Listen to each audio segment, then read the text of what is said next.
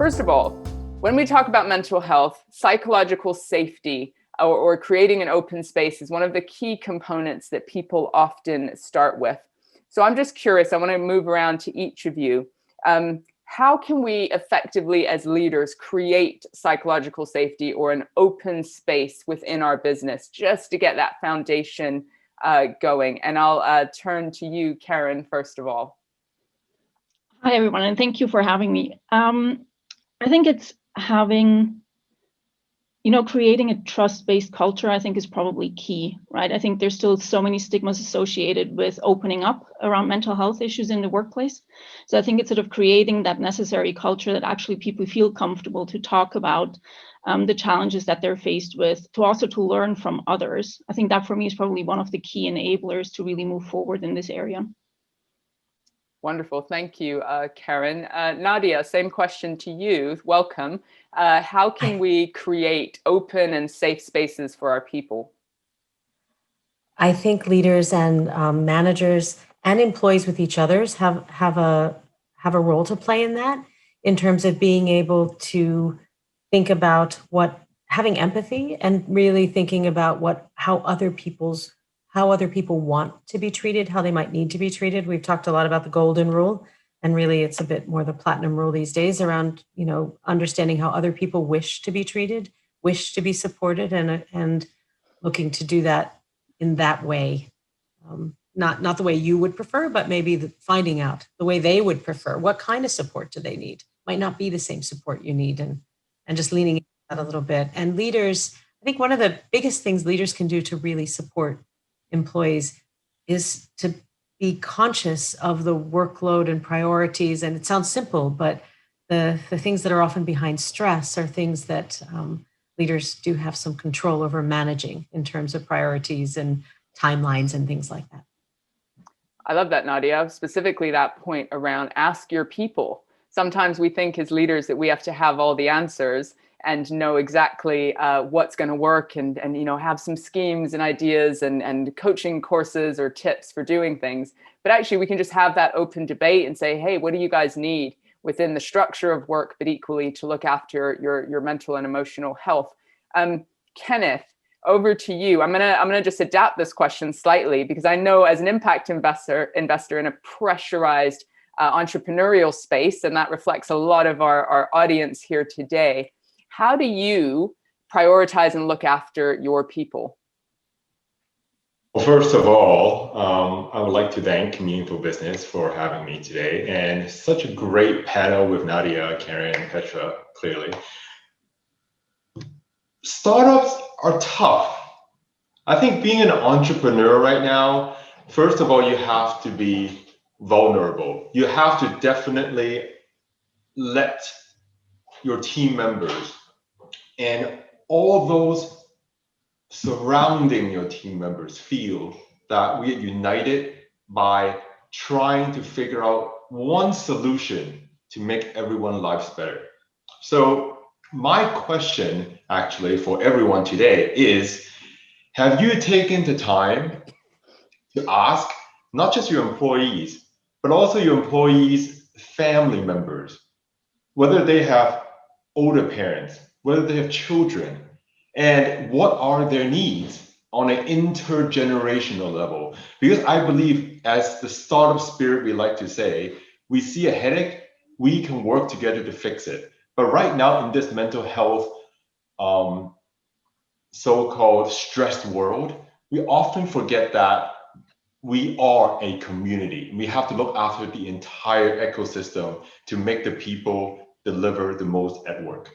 So that's my I love that starting point, because even in my business, which is a small startup that's scaling fast, we look after each other. So we ask each other about those sort of mental health questions, but don't necessarily extend it to, hey, what's going on around you at the moment? What are the pressures or challenges that you're facing? And I love also that you're acknowledging how hard it can be, and that we can pull together as a community. We don't have to just be the leader deciding, again, echoing what Nadia said.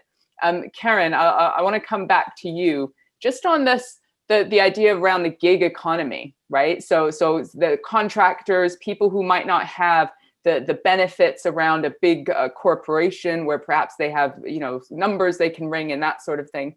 What is it? What do we have a responsibility as leaders for those contract workers who might not be able to access some of our resources? Oh, absolutely. Because I think in the end, it's about people, right? And I think it's so looking after them and their well-being, whether they're your own employees or they're supporting some of your services, I think that doesn't really make the difference, right? It's for us, it's really around the different responsibilities that different players within or actors within the labor market have. So whether it's governments, whether it's employers or people themselves. So we've been for a very long time advocating for a new social contract. Because I think the current social protection systems that we have, they're really sort of more geared toward these open-ended permanent contracts. But the reality right now is just completely different. Yeah. So I think you do have a responsibility to all types of workers, looking at, what opportunities can you offer them, maybe in sectors that haven't been as affected by the current COVID crisis, than the ones that they're currently placed in. What are the opportunities to offer them, development opportunities to move them into new roles, move them into different sectors. So I think it's in our own inherent interest, right? It's looking at how do we prepare the talent of tomorrow, or for the jobs that might not yet be existing, but that are sort of in the formation stage. So it's in our interest to build that next talent, whether they're now currently our workers or whether they're potential employees, future employees. I don't think we should just sort of hone in on whether they actually have an employment contract with us or not. I love that. It's humans, it's community, it's connecting everyone, and there is a responsibility there. There's some great comments coming in already, just reminding us that us leaders are human as well. And often we have kids at home or the older relatives or that side of things. So what's the line between, I'll come to you, Nadia, actually, where does it stop? As a leader, should we talk about the fact that, hey, I've got 2 kids being homeschooled at home and elder relatives, and to get personal, my siblings are based all over the globe. So we're missing each other. It should us as leaders be holding a little bit back in order to be looking after other people? What do you think? I think leaders, and we've seen a lot of this at Zurich, which is, I think, really helped employees feel cared for, is that leaders have been openly vulnerable, had open conversations about how this current pandemic and crisis is impacting them, their families. We've gotten looks into the kinds of challenges that people are dealing with, particularly if they have caregiving responsibilities of an older parent or somebody who is a person with a disability, some sort of disability, or their own just everyday stress around managing and leading in a pandemic. And I think the worst thing in pandemic or not pandemic times a leader can do is try to think they have all the answers, or try to be superhuman, or there's this authenticity and demystifying and having conversations at a real human level about the impact of mental health and really keeping each other well. We are part of this community where, we move and we impact somebody else, and what we say and do impacts all the people around us. So how do we keep our human ecosystem well in the organization? And in Zurich, we have we're a large company, we have a framework, and we really do care for our employees. But that framework is around social, mental, physical, and financial well-being. And in all of those areas, they interconnect. And so we provide a variety of resources and tools and things. But ultimately, your question around leadership, you can have the best tools, the best resources, the best EAP system, all of that. People relate and look after each other in the workplace. And all those great tools will help educate. But from the heart, leaders can kind of lean into this vulnerability and have real human conversations with their team members about the real struggles that happen and that might impact mental health. We have to destigmatize it, because mental health it's something that varies, just like our physical health, our social health, our financial well-being. We go in and out of different stages of this and different health states. And we can keep each other healthier in all 4 of those areas, including mental health. And leaders should be vulnerable, I think. I love that. So the resources, but also just that human component. It doesn't have to be rocket science. You don't have to have gone on some big course. We can just speak from the heart. I love that you're saying that. Kenneth, all these ideas are good and well, though, but what would you say to the people who are time deficient? So as an entrepreneur, we're often pushing to deadlines. We're also often small teams, and where leaders may say, well, that's all good and well, but I haven't got an hour to connect and be vulnerable and like have this open space. Like, what would you say to people who are like, hey, sometimes we just got to push to survive? That is a great segue, actually, for my next point I'm going to make. And thank you for that. Innovation is about driving efficiency. And we've actually, at our last team meeting, which, by the way, I know Miss Alicia London's on this call, so I want to say thank you to you. Because during Mental World Health Day on October 10th, I believe, yeah, our staff literally just joined the parade. You know, the kids dressed up in pink and blue. We did Instagram. It had a 3D kind of filter. And that was actually the best day the office has had in a very long time.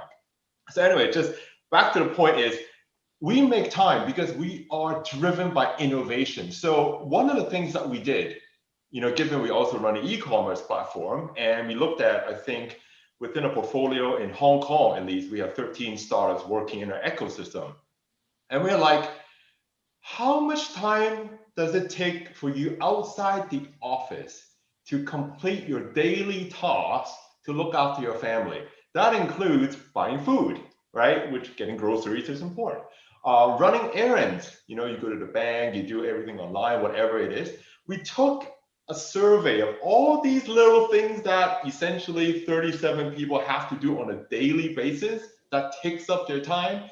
You know what? We systemized it. We outsourced it.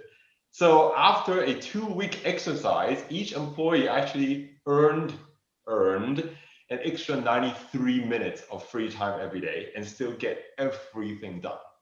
All right, and these are the things I think in the spirit of entrepreneurs and startups, even in larger corporations, could be adopted. And one more thing, clearly, because I want to say also thank you to Zurich Insurance here, because one of my mentors reminded me that, in times of crisis like this, if you do have a spare budget, by the way, because we are not traveling, I think the combination of airfare that we save a month can be deployed in better ways. So you know what we decided to do with 6 of our startups that agreed to join this program? We bought mini life insurance packages for most of the employees in our startups as a thank you for them for working so hard during COVID-19. Giving the benefit and the so-called a gift of health and well-being during COVID-19, I don't think that, it's not the worst idea. And some of the packages were from Zurich Insurance. So thank you so much. Way, we didn't even plan that one. Thank you, Kenneth, because that's super practical. And I love it when we can go, how do we look at this on a practical level? Karin, I'd love to turn to you.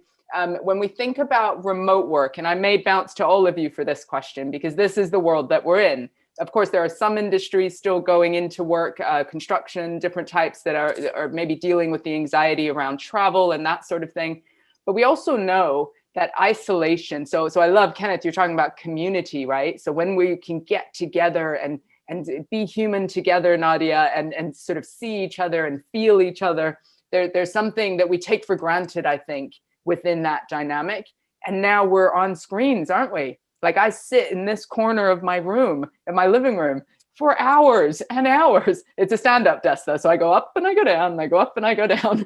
But I'm missing hugs, I'm missing that eye contact that's actual physical. What are some of the things leaders can think about in looking after their own mental health remotely, but equally to support people because this is what's different for many of us. Karin, I'll start with you. I think, that's a big challenge, right? In the past, we built culture sort of mostly through tacit osmosis, just because we were exposed to it. And now it's sort of, you have to really make a conscious effort to actually build the culture with your different teams, which is really difficult when you're remote. And I don't really have a team. So I really understand sort of that feeling of isolation. So you need to make an even more proactive effort. And on the other hand, I think expectations of leaders have increased so much. And we said it in some of the the comments before, it's leaders should do this and leaders should do that. But the list is getting longer. Exactly. And we've done some studies and where it actually showed that, about 74% or so expected their leaders, 74% of employees expect their leaders, to exhibit more of those emotional intelligence skills and more empathy or so. But what we also know is that about 54% of leaders are completely overwhelmed by that because they've never been trained in that way. And it's not really something that you can self-teach. So I think that's where organizations have really a huge role to play in really developing their leaders around emotional intelligence, right? Whether that is first sort of taking stock of what is already there, integrating that into personal development courses, providing them with coaches. So I think that's probably the first step is, right, equipping the leaders to have these conversations. And another thing for me is really critical that we've seen internally with some of the project that we've led is that we shouldn't jump to solutions immediately, right? And I think Nadia mentioned it before, it's sort of this listening first and not thinking that we have all the solutions and know what actually the people need or what your colleagues need or so. It was mentioned before, sort of this needs-based analysis and really understanding that first, because I don't think in the mental health space or the well-being space in general, there's a one solution fits all. I think you really need to tailor it to the specific circumstances. And you might think this is the perfect solution. And Nadia said it before, this is what I might need, but it might not be what the team needs. So I think it's sort of the balance between listening, understanding, but then also actually equipping the leaders with the necessary tools to actually support their teams in that way. And also, it goes without saying that the pace of change is so rapid that what we needed 1 week may very much differ from what we need 2 weeks, 3 months from now in this more endurance test of a marathon rather than a sprint. And I think people take for granted that just acknowledging how tough something is can be enough to provide that human approach and that connection. Kenneth, any comments just on remote working and the challenges there? Again, I like to just use case studies because, Karin, it's hard to go out to Karin because she has such, she's got the research. Like, I look at my notes, I'm like, okay, next. Nope, she said that next. Sorry, I thought exactly the same. That's why I was referencing all of you before. So what we did, again, I'm wearing a mask because we actually ran a competition, which is called How Do You Smile and Talk Just With Your Eyes? Because right now, we are, for protecting the family and everyone, we are wearing a mask to the point we actually have our own face mask manufacturing company now. And just getting people to understand that even you may believe a face mask is a barrier, actually, there's so many things you can do with your eyes. Again, a very simple solution, but again, something to de-stress. My second point is, I think, back to the whole entrepreneurship, right? And looking for solutions. One of the startups we work with is in mental health tech. So they are now launching a clinical trial with Stanford about using blackout, using breathing, and how does it impact, your stress levels? Can you, do some sort of meditation or do sports? Again, using science-backed evidence and data to essentially bring tangible changes to your body and chemical reactions so that, guess what? I have a lower resting heart rate. So that must mean that I am less stressed. And at the end of this panel, I hope, we can come to the conclusion that, frankly, if we do put all our minds together in this place, we can solve a lot of these issues. It's that we need a community basis. And I think part of having a conversation like this within the meaningful business community is to bring the ecosystem together so that we can have the relevant stakeholders for these solutions that will, hopefully bring all of us better health in the near future. Absolutely. Thank you, Kenneth. I love that you brought up mindfulness. Just from a physiological perspective, getting our bodies out of that reactive adrenaline fight or flight sort of place where we're reactive and just really isn't healthy for our bodies to kind of consciously bring us down. So even doing a 3-minute guided meditation with your team remotely, everyone close their eyes and just let's bring our cortisol down together in order to then have a different, more conscious conversation. And also about the masks, I think we don't always think of the longer term impact. I've spoken to several people who are hard of hearing, who rely on lip reading, and their independence has completely been taken away by not being able to read lips anymore. So there's this kind of, yes, we should have this conversation about what are the other ways that we can heighten senses in different ways. But equally, there's really this ripple effect that talking about helps more than anything. Karin, did you have a point to add? Yeah, I mean, I really like the idea of Kenneth, with starting with the meditation. And one thing that I once learned in an Aspen program that I attended, they actually start every day off or every session off with a poem.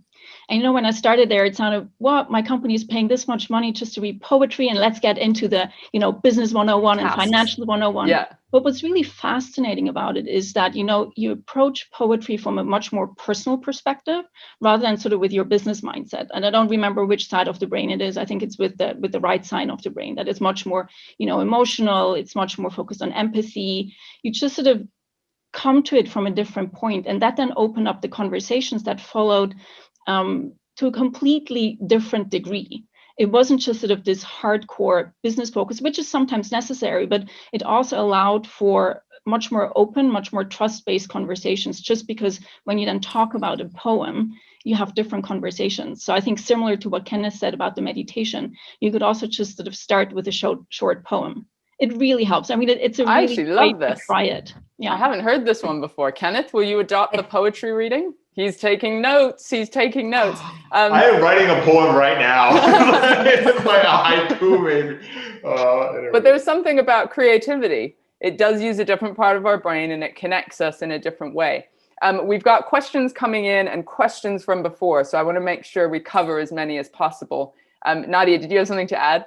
I just did listening to the conversation, in our workplace, our own employees have really jumped in, and we've kind of crowdsourced ways and things that our own employees can offer. I think we often think that, we have great programs. We work with a program on Tackle Your Feelings, where we work with sports leaders to help address the stigma of mental health and give real concrete actions. We have mental health first aider programs inside of Zurich. And we have some official programs, many good things happening around the world in these types of programs. But our own employees have really stepped up. We've got, people writing songs and posting them on our internal Facebook and offering yoga classes and fitness challenges. And I mean, if we tap the collective intelligence and the collective caring for each other, that's inevitable inside our workforce, however small or large it is.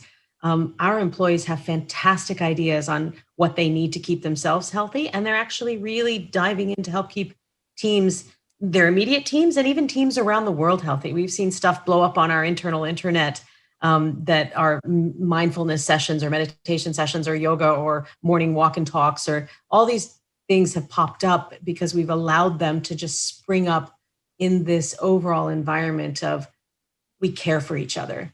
And how does that show up at work? And it should be able to show up, anybody should be able to show up and offer that in terms of how we care for each other. So if sitting is the new smoking, then, a lot of us have been converted to 3-pack-a-day sitters.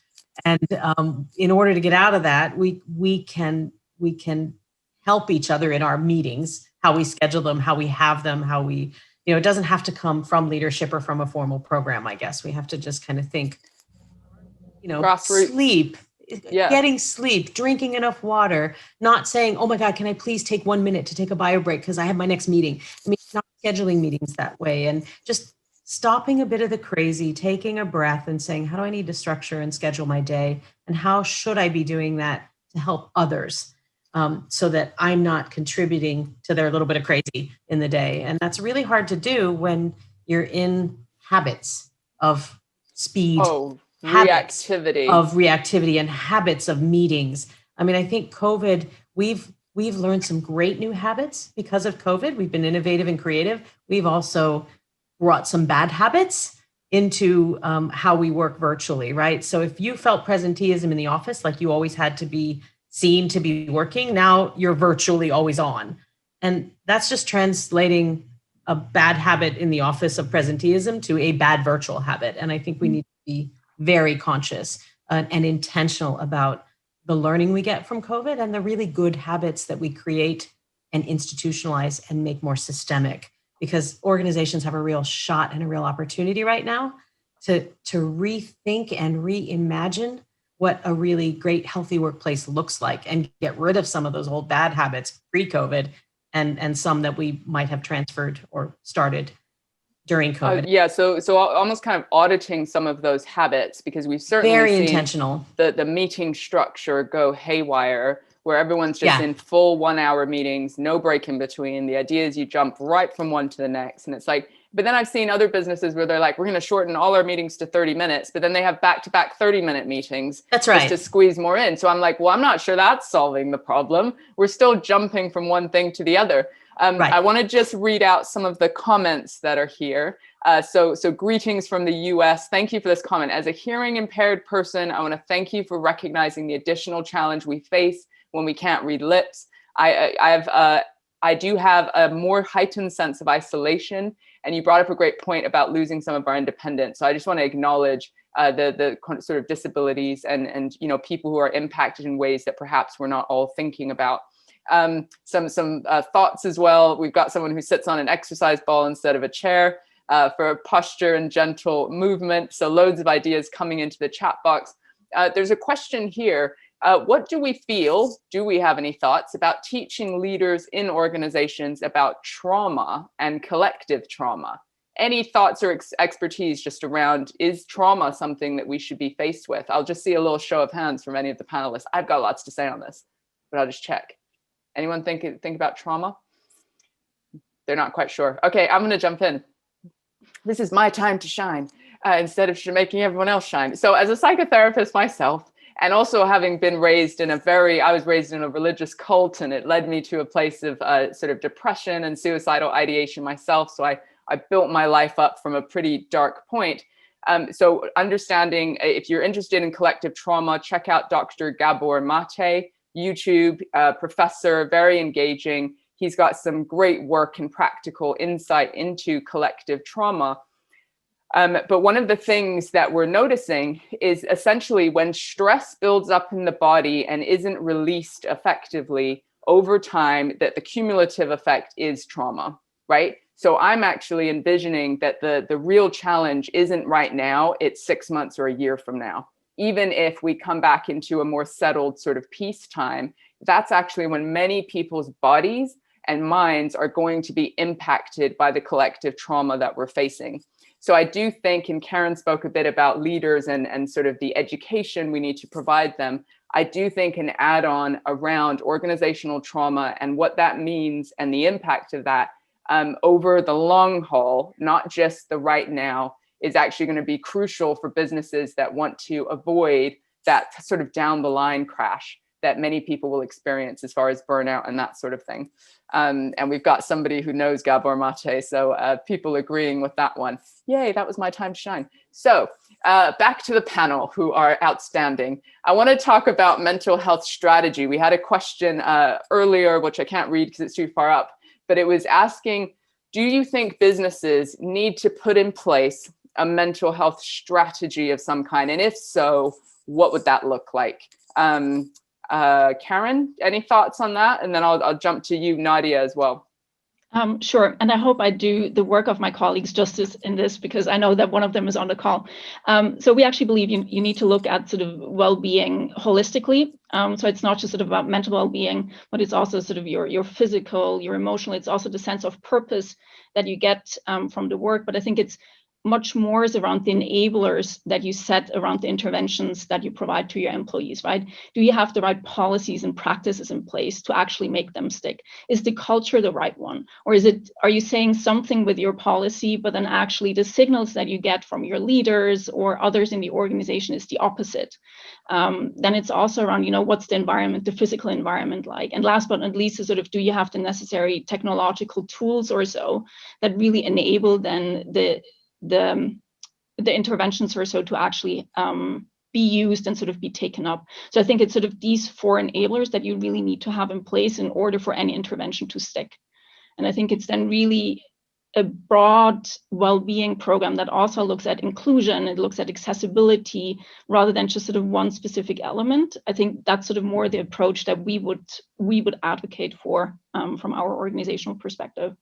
I love that. So a strategy can't just be a document stored on the intranet. Like, it's got to come to life and have those components of a policy, culture, prevention. Often we think about crisis immediately. So I love that, Karin, that you're highlighting that holistic approach.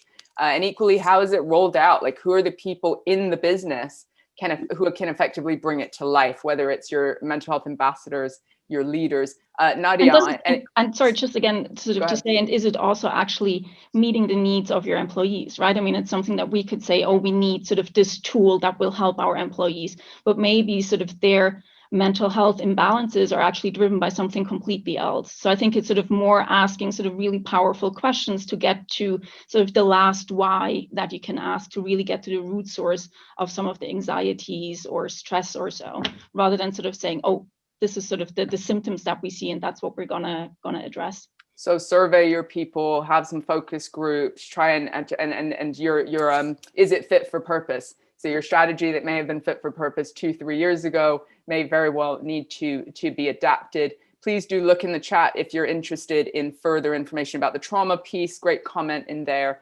Nadia, any thoughts on a mental health strategy? Well, I agree with what Karin's saying. It has to be in an overall, I mean, mental health can't be isolated from a larger holistic system, right? So when we talk about health and wellness, we also need to look at prevention and resiliency and building resilience, healing. You know, we talk about trauma, but we have to talk about resiliency and healing as well. And how do we do that kind of together? We take a bit of a head, heart, and hand approach at Zurich to well-being. So we have a framework, we have a strategy around, like I said, our 4 pillars of mental, social, financial, and physical well-being. They all interact. If one is stressful, others will flare up, if you will. There's not just a one-stop shop way to look at that. So I think it's really important to have that holistic setup. But when I say head, heart, and hand, we also need to mind some indicators across our organization. Are there behaviors and things that are showing up more often in the organization that we don't want to show up more often? And traditionally, people have looked at things like absenteeism or sick days, things like that. But I think those are all indicators. But if you really talk and listen to employees about being on the preventative side of things and supporting them when they need it, as they need it, like you said, rather than waiting only for the crisis. I think we all know that as we're going through COVID, we're opening our eyes and really listening to employees in a variety of different small venue, large venue, big surveys, everything, to make sure we're really looking after our employees and what they need now.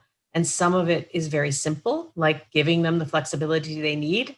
And others of it is harder. I heard someone mention soft skills and leaders and managers having soft skills. I hate that descriptor. They're hard. They're hard skills. They're courageous. They're hard skills to do all the time and to have all the time, particularly in a world where, we're often, can you get that to me tomorrow? Can you get it to me yesterday? What's the ROI? So when you want to stop and reflect and connect and empathize and give good coaching and ensure that you are creating a psychologically safe environment for everyone you work with, up, down, across the organization. If every employee is able to do that for each other, that's actually quite hard to institutionalize across an organization, but it's needed. And it takes time. Resiliency. It will take time, and it's part of the resiliency. And it gets back to what I think needs to be conscious intention around both handling stress, anxiety, things as they come up, but also being very preventative oriented and building a sense of resiliency and caring community and culture in your organization, weaving that into your culture. It should be in your DNA and in your values that you care for your employees, that you care for each other, that you care for your customers. We have tools and resources on our external website that anybody can tap into, by the way, in terms of a well-being. Lovely. So great stuff. So open source stuff, go check it out and use it. If you can use it, use it. And we certainly are offering some similar things to our customers because it's really important to us at Zurich in terms of our DNA. Thank you, Nadia. So we have 8 more minutes for this panel. I have a timer that's like telling me, how to get the most out of you guys in the least amount of time.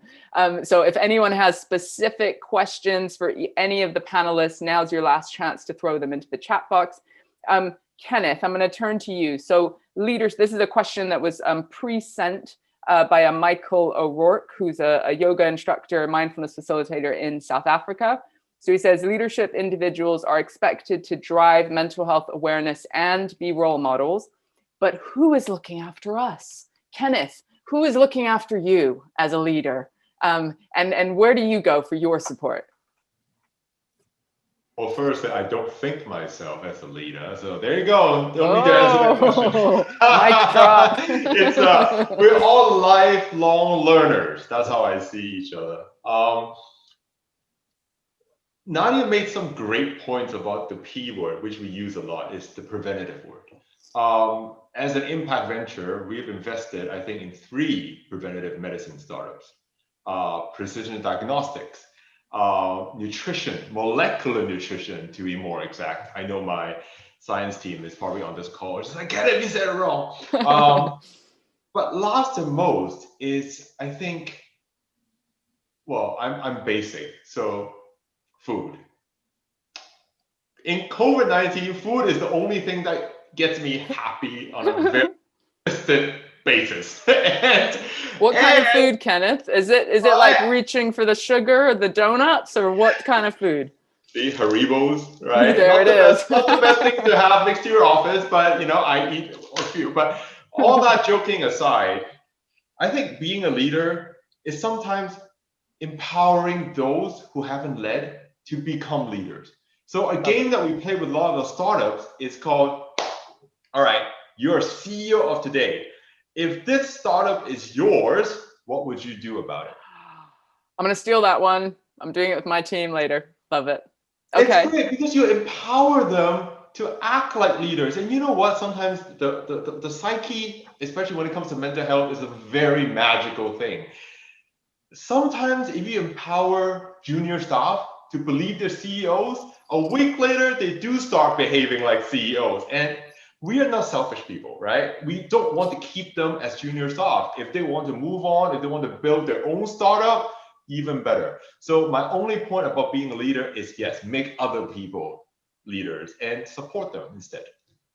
I love that. Super practical as ever, Kenneth. And some comments there. Be a facilitator, be a catalyst. So there can be this certain pressure in an old school way of thinking about what leadership is. And all of you have talked about not needing to have all the answers. I actually want to extend this question around. Karin, who supports you? Where do you go for support? No pressure. I've actually gotten quite good at supporting myself. Over the years, I learned a lot about myself and what I need. And, in the past, I always thought, you're perceived as an extrovert and you have to be around people or so. But I realized that actually a lot of the energy I get from just being with myself quietly at home, reading a book. So I actually make sure that, I have 2 or 3 evenings or so a week where I don't have any plans, where I don't pick up the phone.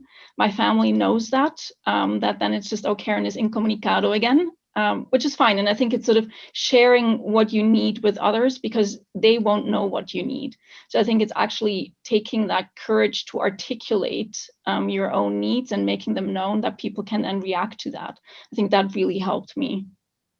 I love that, Karin. So find the self-help tools. They are out there and we can learn. I like, Kenneth, how you said, we're all just lifelong learners. So getting onto YouTube, it's the age of free education. So you can work that for yourself, practice it and know that it evolves. Like yoga was working for me at the beginning of lockdown. High intensity HIIT is working for me now because I need the adrenaline shake off, and something else might work for me later with some meditation thrown in.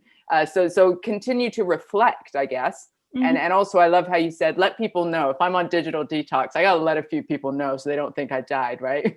And it's just recognizing that you're not a machine. I mean, we're human. I know it's called human resource, but I think the emphasis should actually shift back from the resource to the human bit, right? We're not a commodity. We're not a resource that you can just sort of use up, but it's really sort of shifting the focus back on the people and the human bit, and then really sort of claiming that for ourselves as well, to make it known, look, we're people. But also the empowerment. Yeah. Language matters. Sorry. Sort of how you treat the people then. And I think language carries a lot of weight. I think being conscious of that. I think also knowing your boundaries and and setting them with your family, your community, your friends, your coworkers. I mean, I know it can be hard sometimes, but you do need to shut off. And you need to, it can be as simple as making sure that even if you're working in this home environment and your work is in the middle of your living room or someplace else, that you close it, that you shut it off, that you don't have it out all the time. So it looks like you're always at work. Can I just add to that before you tell us where you get support? Create some buffers. And from that trauma perspective, there's a great book called Burnout, Completing the Stress Cycle. Where it highlights, in order to release the buildup of trauma, we have to complete the cycle. So going for a walk around your block, anything that's movement related can act as a buffer between work. And then you can set an intention of, like, for my evening, I'm going to whatever that might be. So you can use your mind to just kind of help move from different parts, components in your day. So Nadia, in our final 2 minutes, where do you go for support as a leader? I go to nature and I go to my community. I don't only go to my workplace. I love it when I can find it in my workplace and colleagues, but I joined Zurich in lockdown. I joined 6 months ago in lockdown, right? So I'm building my virtual relationships now. I have had very little physical contact with the people that I'm working with. And but I go into nature and I do a bit of digital detox. I do activate the right brain with music or poetry, but people have to find what it is for them, right? They need what brings you joy, what brings you energy, and those things that really detract from that considerably. Give yourself some boundaries around it, right? If things are toxic or people are toxic, you've got to set your boundaries and take really good care of yourself and know what brings you joy and what rejuvenates you. Pre or post pandemic, I think people don't often know what it is for themselves. They don't ask. They think about what it is for everybody else, but what is it that rejuvenates you and brings you joy? I love that. And get that. Go do all of those things. Find your joy, people. That's where we're leaving this. And share it with discussion. Others. Build the community piece. And if you don't know yet, and you're like, oh, I've been chained to my desk and I have no idea I don't know what brings me joy. Experiment. You don't have to know. Just test some stuff out. Check out the 5 ways to well-being. Use some of the ideas from today and just experiment with what works for you. Nadia, Kenneth, Karin, thank you for a very enlightening panel discussion.